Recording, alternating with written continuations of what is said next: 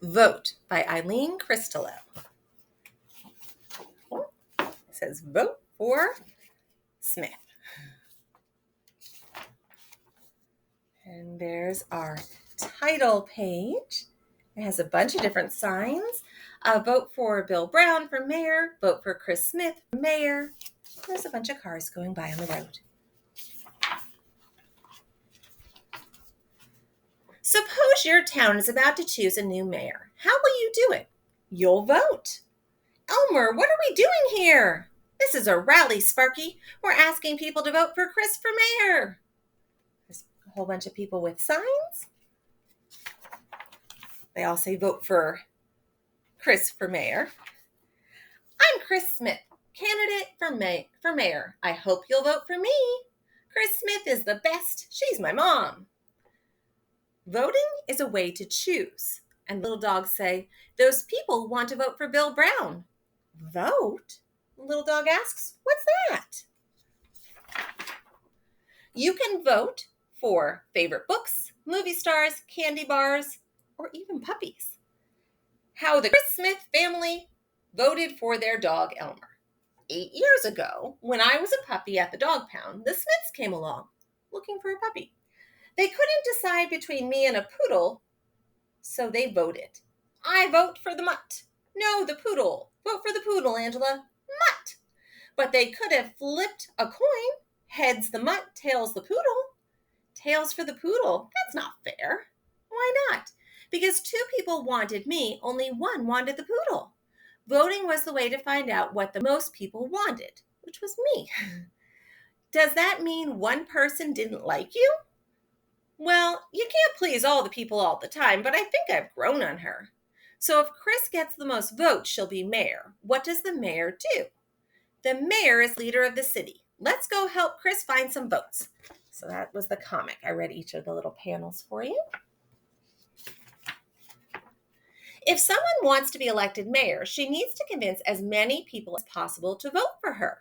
Many people just don't vote.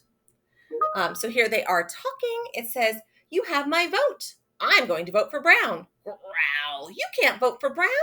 Sparky, stop that. This country is a democracy. That means people have a right to vote for whoever they want. I'm Angela. I hope you'll vote for my mom. Gosh, I never vote. Our measly votes won't make a difference. Oh, they think that their votes don't matter. Why? Maybe they think that their vote is like a little drop of water in an enormous ocean. Their vote is only 1 out of many, many votes. But sometimes the winner of an election is decided by just a few votes. Vote for Chris Smith. Vote for Bill Brown. If people don't vote, they're letting everyone else decide for them. Well, I wish I could vote, but kids can't vote until they're 18. Suppose you couldn't vote. Everyone has a right to vote, or if they want to. But when this country started, only white men who owned property could vote. That would leave a lot of people out. So who decided who could vote? When this country began, the founding fathers wrote a constitution. It said how we would govern ourselves. It said people should vote, but it didn't say who could vote. That was left to each state to decide, and that was the problem. The states made unfair rules about who could vote. Hey, I just traveled back to 1784. Okay, here they are. So it says, the Constitution doesn't say women can vote. It doesn't say only men can vote either. Women just don't understand these things. I don't own land, but I have a right to vote. The Constitution doesn't say that Black people can't vote. Oh, so there was a lot of going back and forth. Angry people protested. They wrote letters, they held rallies, and made speeches. They marched, were arrested, and went on hunger strikes. Some were killed trying to claim their right to vote, but it took many years, 4 amendments to the Constitution and several new laws before all citizens 18 and older were allowed to vote. It took almost 80 years for Black men to win the vote, and it was 130 years before all women could vote. We had to change the Constitution 4 times to get everybody to be able to vote. Maybe we should vote. This kid should run for mayor. I'm going to run for president when I grow up. Oh, don't forget to register to vote. There's a here at the rally. Elmer, can dogs register to vote? Are you kidding? If you want to vote, you need to register. Where? At your town office, or you can download a registration form from the internet, or you might even find a booth set up at a shopping mall or a political rally. Sometimes you can register at one of those. Name, address, age, political party. I don't know if I want to join a... You don't have to join a party. Why doesn't she want to go to a party? It's not a birthday party, it's a political party. Political parties are like clubs for voters who share similar ideas. Ideas about what? About government, schools, healthcare, environment, stadiums. Is there a party that thinks dogs should vote? Oh, brother, you have a one-track mind. I know. Do you want to join a political party? You've probably heard of the Democrats and the Republicans, but you could join the Green Party, the Libertarians, the America First Party, or the Progressives, to name just a few. So there's probably more than that. Or you could be an independent and not join any party at all. Before you vote, you'll need to find out about the different candidates. How? You can read newspapers, watch TV news, listen to the radio, or surf the internet. Do you agree with their ideas? That's what you're looking for, the person you agree with. This says Chris Smith wants to build new schools. I agree. There's Bill Brown, the other candidate, saying we need a stadium. How do we know if Chris will be a good mayor? She lets us sleep on the couch. That's important. You might have a chance to hear the candidates debate, where they debate back and forth. We need new schools. Classes are being held in halls. There you go, spending money again. Oh, I hate this. I like Smith. He's being too mean to my mom. What? Why are there these dogs here? Okay, so different people have different ideas. You might even be able to ask questions when they have these debates. Hey, get that mutt out of here. Arf, woof, woof. Why can't dogs vote? Beat it, mutt. Uh-oh, I guess dogs can't ask questions. So here they are debating. And then the next morning, you can read about the debate in the paper. Oh dear, all the news is about Sparky. There's nothing about what I said. No one will vote for me. Mom, you rescued Sparky from mean Bill Brown. People loved you. Wow, Angela is right. This new poll says more people will vote for Smith, especially dog lovers. I just wanted to ask why dogs can't vote. You're in the doghouse, Buster.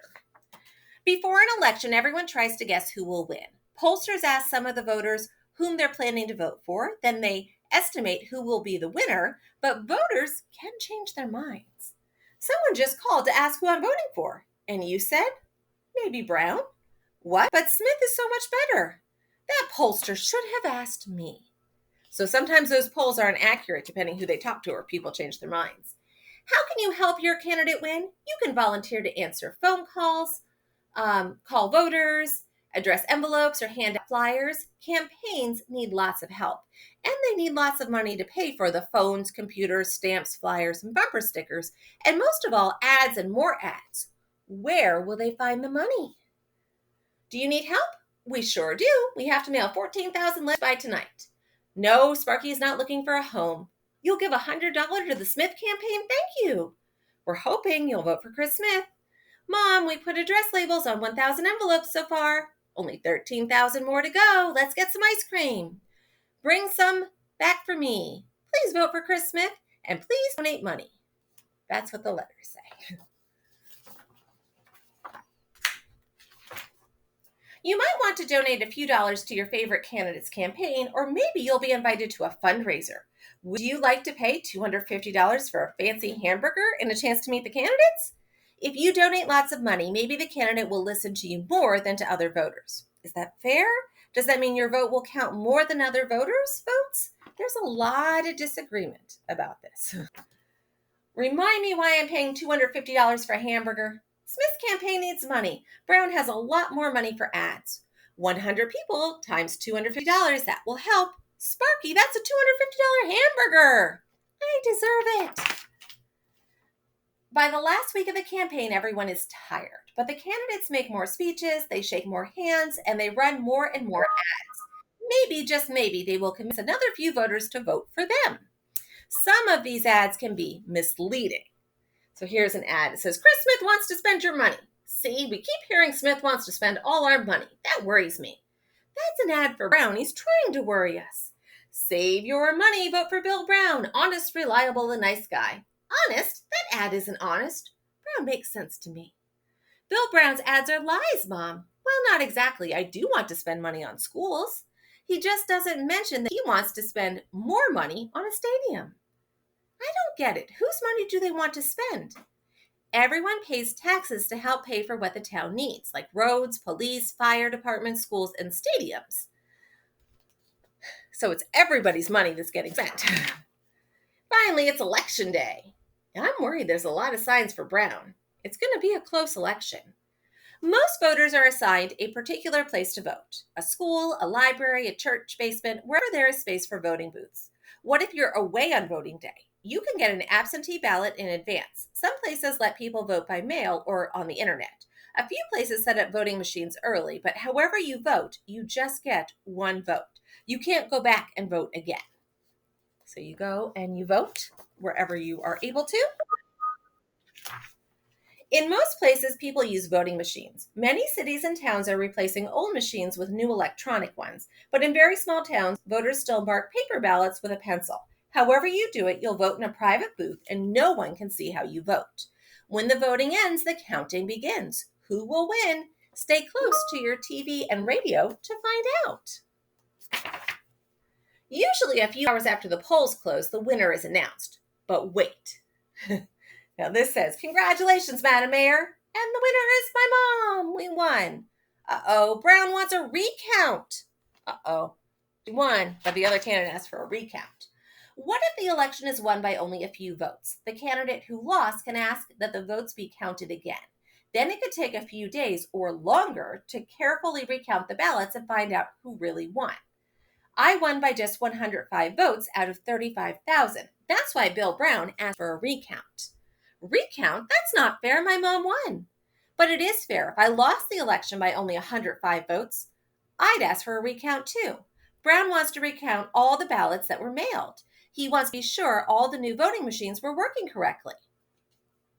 Okay, that makes sense. We want to make sure it's fair. At last, the election is decided. In the end, someone does win and someone does lose.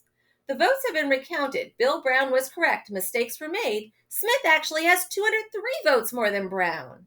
Brown lost. I guess we won't get a new stadium, but we might build new schools. I'm going to write a letter to Chris Smith and tell her why this town needs a stadium. She needs to listen to all the voters. You aren't happy? You wish the other candidate had won? Well, remember, the mayor works for everyone, even the people who didn't vote for her. She needs to listen to all the voters.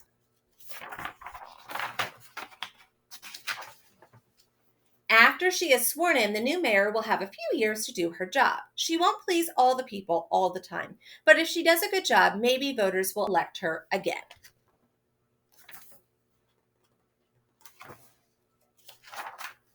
I'm older, wiser, and bigger. Of course I should be the mayor dog. I think we should vote. And then there's a timeline of voting rights at the back, finding out when everybody got the right to vote. And it says, "Many thanks to Karen Carlson and her fourth graders and to Michael Krasner for their helpful comments." The dedication was at the back. Vote by Eileen Christelow. You might recognize her. She's the one who also wrote The 5 Little Monkeys Jumping on the Bed.